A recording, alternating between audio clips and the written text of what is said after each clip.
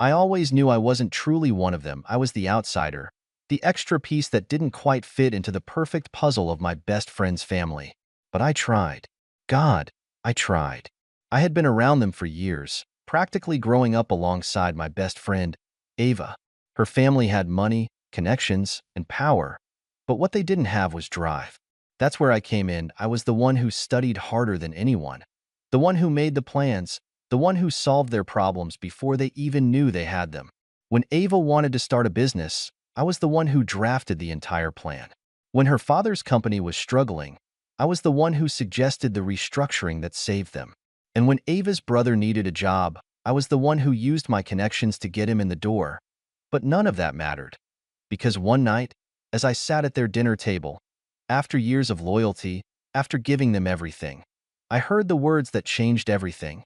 "We don't need you." Ava's voice was sharp, final. Her mother nodded. "You're always in the way."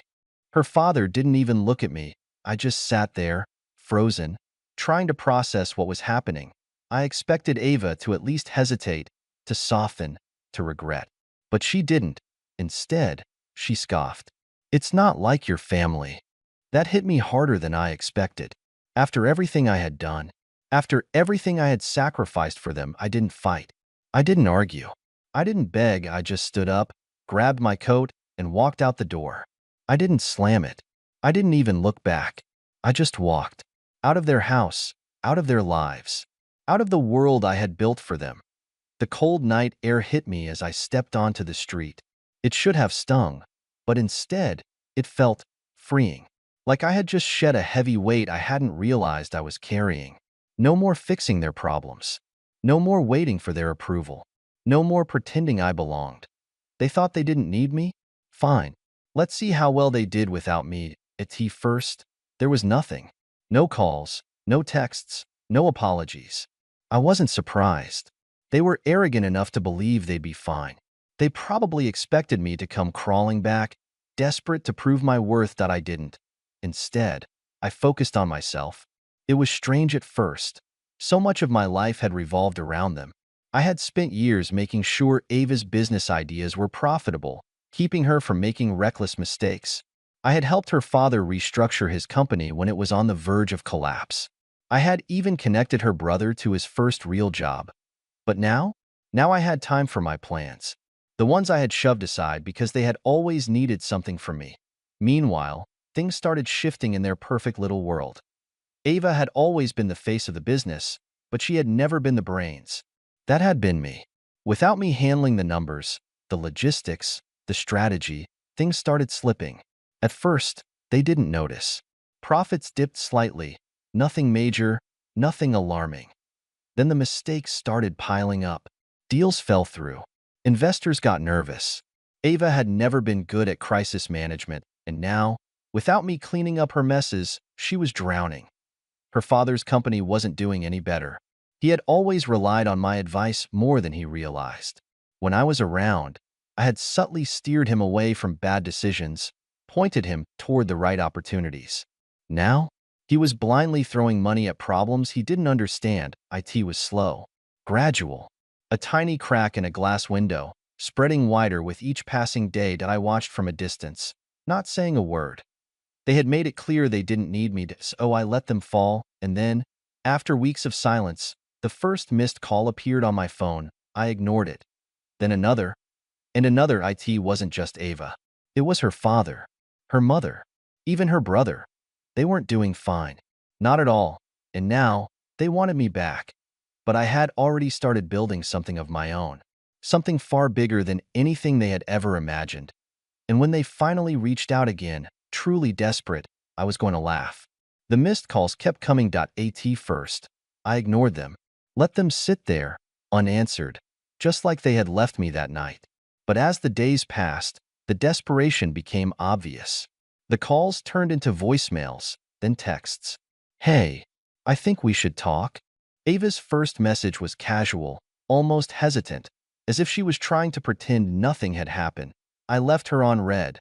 Then came her mother. "I know things were said that night, but we're still family. We should sit down and work this out."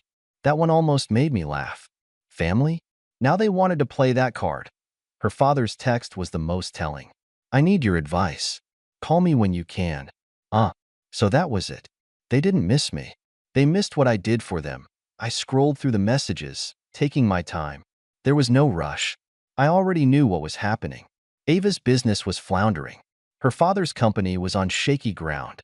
They had pushed me out, convinced they didn't need me, and now they were scrambling because they had no idea how to fix what was falling apart. IT must have been killing them to reach out. I let them wait a little longer. While they were falling, I had been rising. With all the time and energy I had wasted on them, I had built something for myself instead. The ideas I had put aside, the opportunities one had handed to them instead of taking for myself, I reclaimed it all. I had started small, carefully, making connections, making moves. But unlike them, I knew what I was doing. And now? Now I was on the verge of something huge. That was when Ava finally broke point one night. After weeks of ignored calls, my phone lit up with a new message. I stared at Ava's message, letting the weight of it sink in.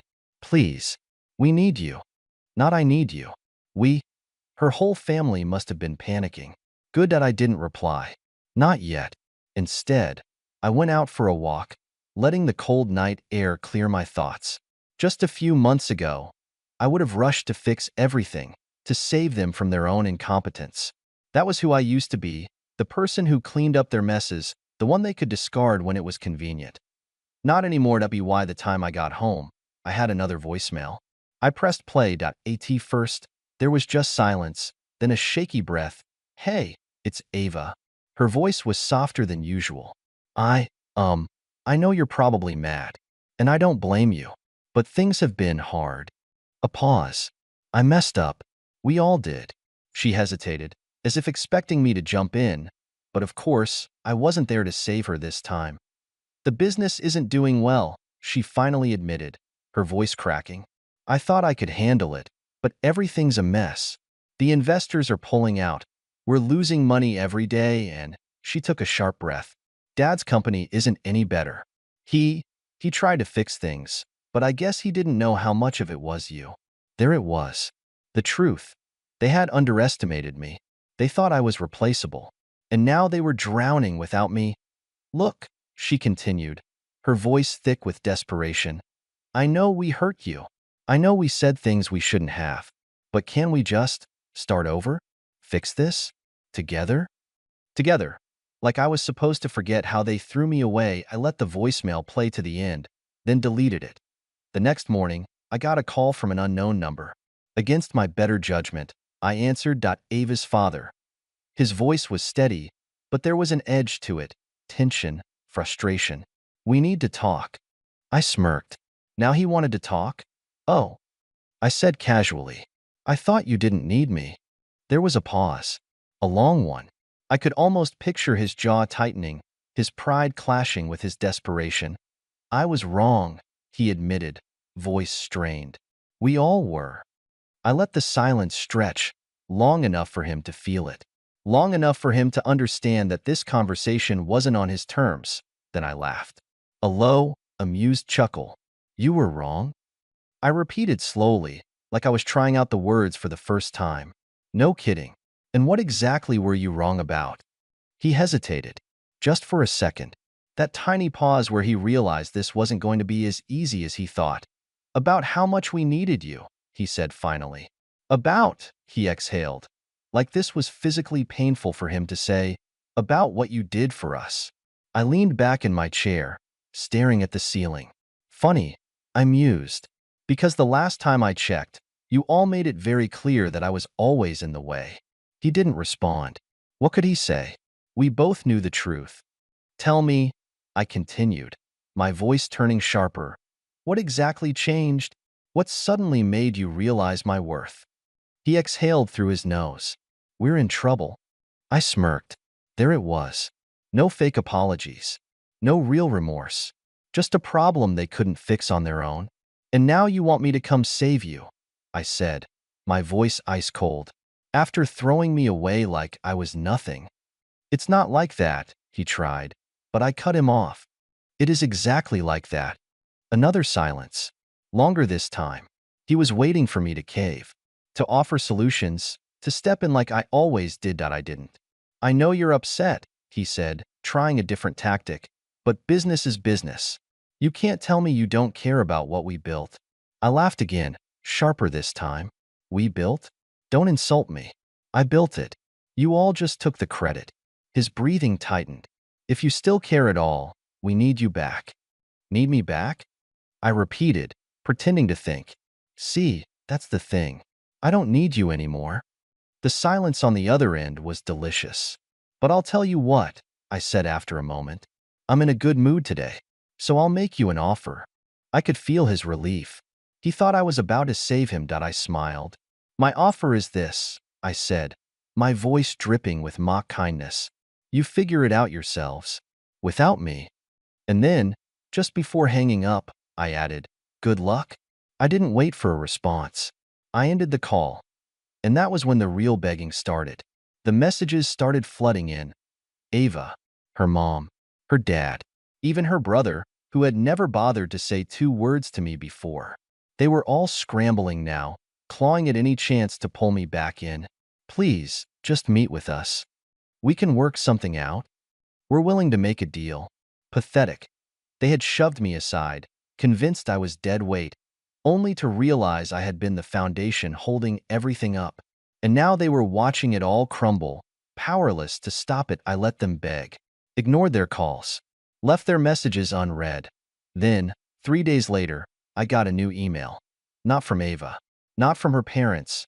From their biggest competitor. I grinned as I read it. Apparently, word had gotten out about their unfortunate situation. Investors were backing out. Clients were leaving. People were talking. And this company, the one they had always looked down on, saw an opportunity, an opportunity that involved me. I didn't even hesitate. I scheduled the meeting. And when I walked into that office, they didn't see an afterthought. They didn't see someone in the way. They saw someone who was about to take everything. 2 weeks later, the news broke. The competitor had taken over their biggest contracts, secured their former investors, swooped in like vultures and picked apart what was left of their empire. And leading the charge, me. Ava called again that night. I let it ring. Then another. And another. She wasn't giving up this time. I smirked, finally picking up. Yes? You. Her voice was shaking with rage. You did this. Did what? I asked, all mock innocence. You knew they would come for us, she snapped.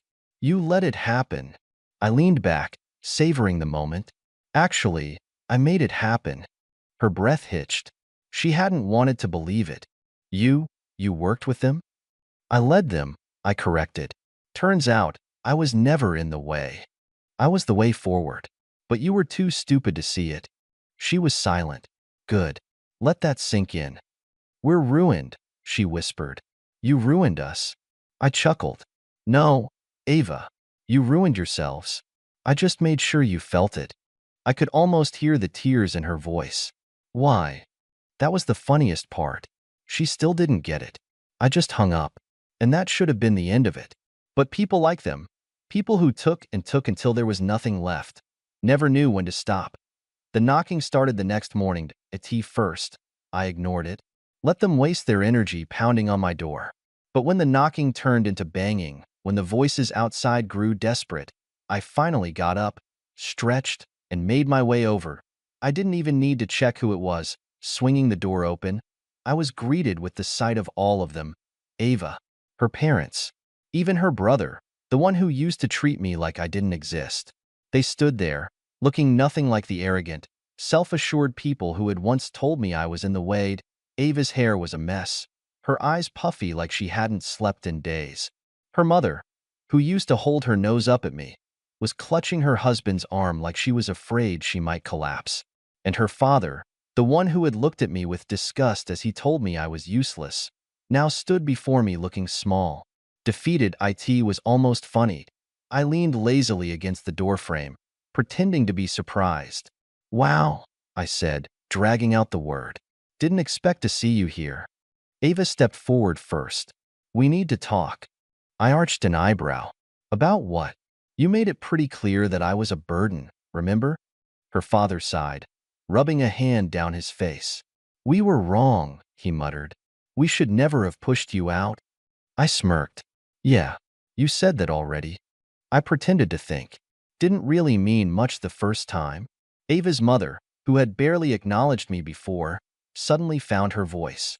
Please, she said, and I could tell it physically hurt her to say that word to me. You have to help us. Do I? I tilted my head, enjoying how they squirmed under my gaze. We're losing everything, Ava burst out.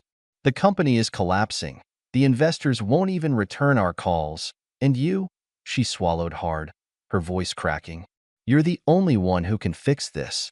I let that sit between us for a moment, the desperation in her voice, the absolute irony of the situation. Then I smiled. You're right. Their faces lit up with hope. I leaned in slightly, lowered my voice. Let them think they were about to be saved. And then I shattered it. But I won't. Ava blinked. What? I straightened up, crossing my arms. I could fix this. I could make a few calls, pull a few strings. Hell, if I really wanted to, I could get your company back on its feet tomorrow. Their hope returned, flickering like a dying flame. But I don't want to. Ava's mother gasped like I had slapped her. Her father clenched his jaw. Ava took a shaky step forward. Please, we're begging you. I laughed, short and sharp. That's the difference between us, Ava. I begged you too once. Begged for you to see my worth. Begged for you to treat me like I mattered. And what did you do? She flinched. You laughed. You turned your back on me. You threw me away. Ava's mother tried again. We were wrong. Yeah, I said flatly. You were. Her father, the one who had never even looked at me like an equal, took a deep breath. If you won't help us out of kindness, then, he hesitated, forcing the words out, then name your price. I tilted my head. My price? He nodded stiffly. Anything, whatever it takes.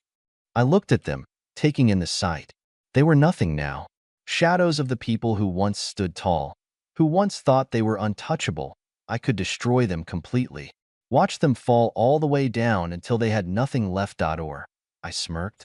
All right, you want my price? They all nodded quickly, eyes lighting up with hope.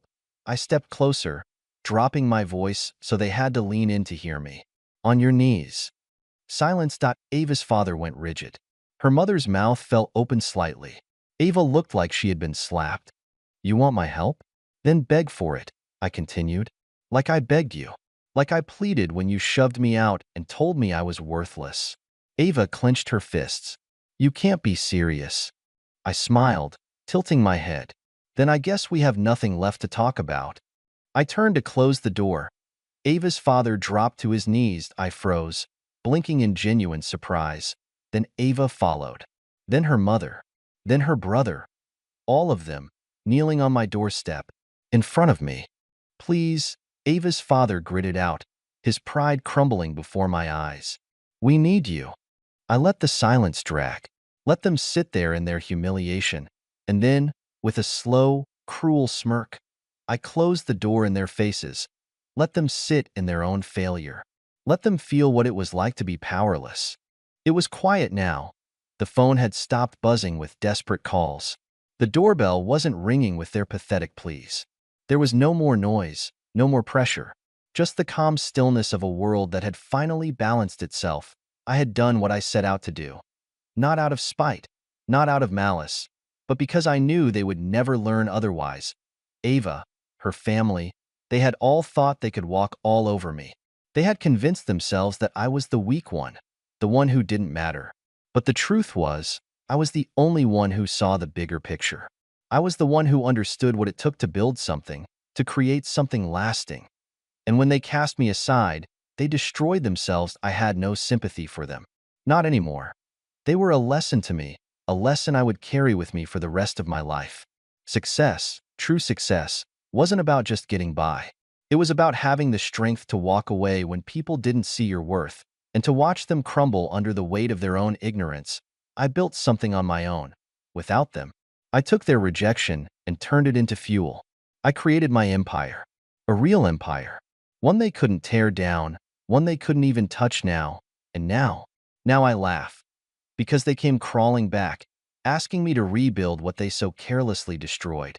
But what they didn't understand, what they would never understand, is that they had the power to succeed all along.